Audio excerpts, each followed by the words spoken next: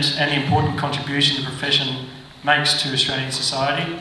The awards acknowledge the achievers of the profession, those involved in innovative practice, those who are striving to raise practice standards, and those who, through their professionalism, provide a model of practice which others strive to achieve. We do have a video we're about to play that will introduce it. The PSA Excellence Awards acknowledge the achievers of the pharmacy profession, in particular those involved in innovative practice, those striving to raise practice standards, and those who, through their professionalism, provide a model of practice for others to emulate. Ladies and gentlemen, welcome to the Pharmaceutical Society of Australia's Excellence Awards. Now, Symbion has been a very generous, brilliant sponsor for these awards, and it's my now great pleasure to introduce Brett Barons, who's Symbion's General Manager of Pharmacy, to say a few words. Thank you, Brett.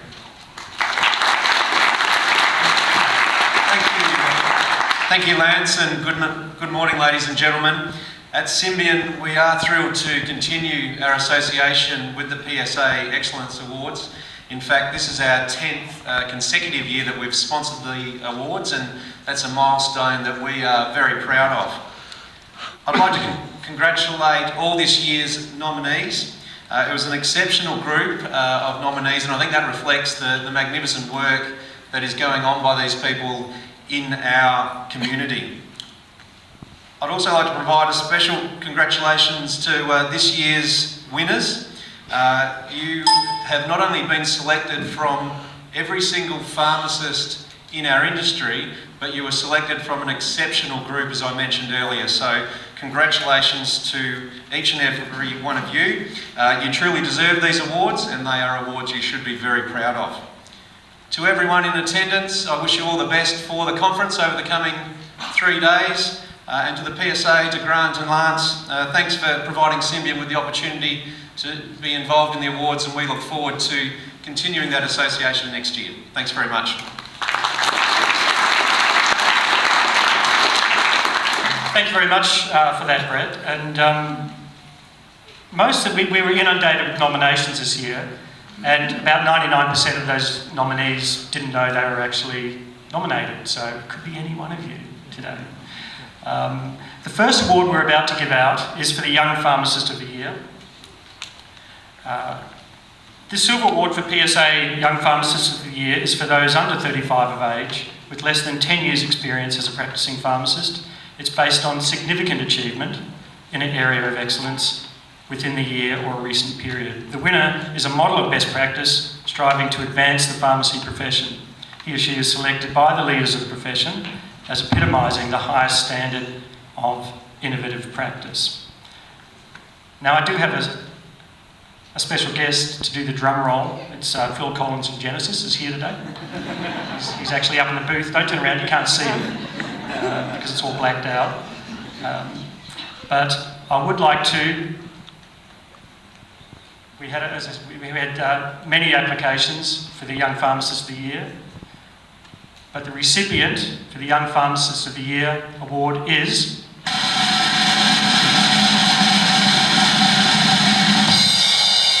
Taren Gill.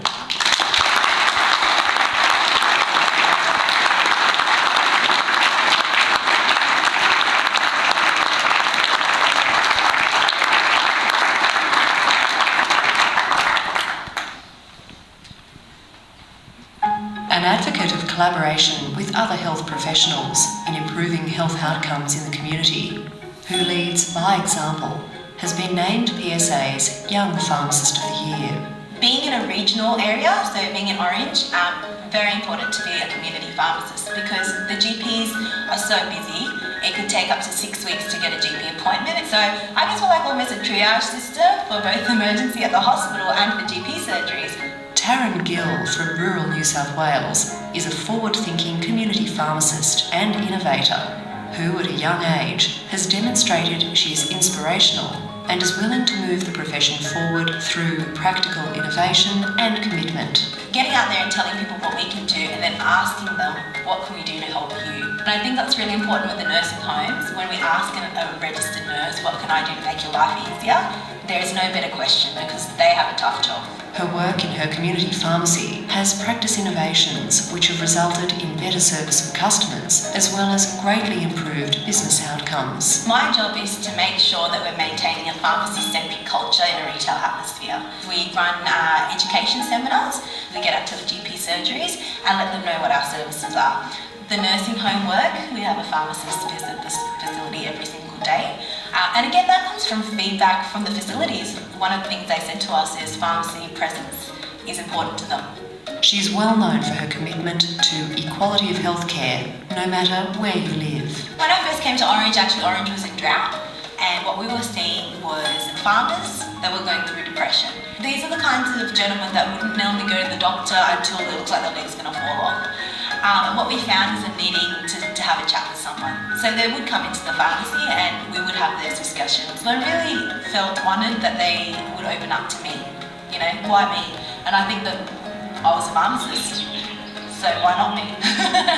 Congratulations, PSA Young Pharmacist of the Year, Taren Gill.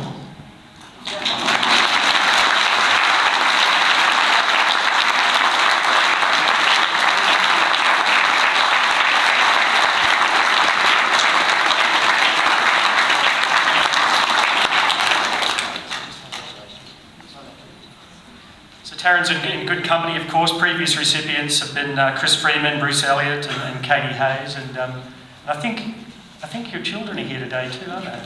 The best behaved children on the face of the earth. Thanks, Taren. If you'd like to say a few words.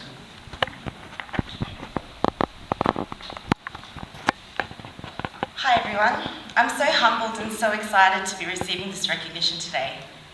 Thank you to the PSA, not only for this award, but for being my go-to resource for CPD throughout my career. I'd also like to thank Symbion, and I assure you that the grant will go to very good use. Thank you to Regina Cowie and Associate Professor Marie Simpson and the Lion Group for the votes of confidence in me and for being excellent role models. My relatively short pharmacy career has been a rollercoaster ride filled with many lessons learned. There were periods of malcontent and struggle to deliver on my own expectations, as well as that of the pharmacy owners, my staff, and most importantly, my patients and community. However, I started to see every problem as an opportunity for a solution. And I'm really, really glad that I stuck it out and helped to build something great. Moving out of my comfort zone was imperative to my learnings and success. I relocated to Orange in New South Wales after finishing uni and asked a simple question: how can I help? I had an opportunity to serve this community. I saw that the most vulnerable in our community, the elderly, needed superior service and care, and our team now looks after 100% of the market share of nursing homes in that town, and we're very proud of the work that we do. I also got involved in teaching students at Charles State University and have since employed many interns and many pharmacists. And I try to foster a great culture within our teams based on our values and promote a forward free-range pharmacy. I also encourage our team to actively seek advice from within and outside the pharmacy industry to be innovative, great leaders, retail savvy and commercial, all while maintaining my identity as a health professional. See, they're not that good. Being patient-centric has been the key every step of the way. I invite other young pharmacists on my quest to build better pharmacies to help communities and to work towards a sustainable community pharmacy model despite the challenges that we're facing. I so look forward to a long and rewarding career as a community pharmacist. I see this award as recognition of my efforts and a springboard for learning, further learning and development to make myself a truly innovative leader. It does take a village to help me be the best pharmacist that I can, as well as have a family. I have a 2-year-old and an 8-week-old who will no doubt be learning A for amoxicillin rather than A for apple. Thank you to my parents and husband for putting up with the endless pharmacy talk. Lastly, I'd like to thank my mentor and the most outstanding pharmacist I've ever had the pleasure to work alongside, my big brother, Cecil Gill, whose relentless optimism for the future of pharmacy is a driving force. I thrive in an environment with excited pharmacists, so I look forward to meeting many of you here today. Thank you again and have a fantastic pack.